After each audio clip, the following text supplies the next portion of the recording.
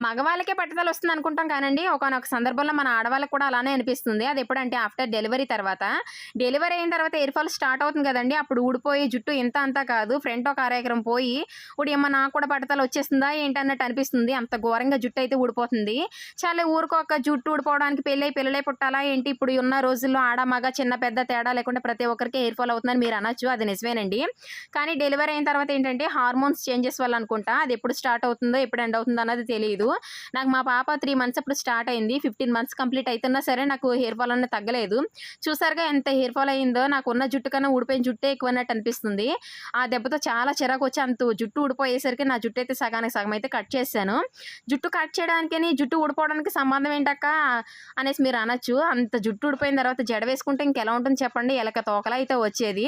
ఇంకెలాగైనా సరే ఈ hair ఫాల్‌కి check పెట్టాలి. ఇంతకాలం అవుతున్నా సరే నాకు హెయిర్ ఫాల్ తగ్గలేదని చెప్పి డిసైడ్ చేసుకున్నాను. ఎలాగైనా సరే నాకు హెయిర్‌కి కొంచెం కేర్ తీసుకోవాలని.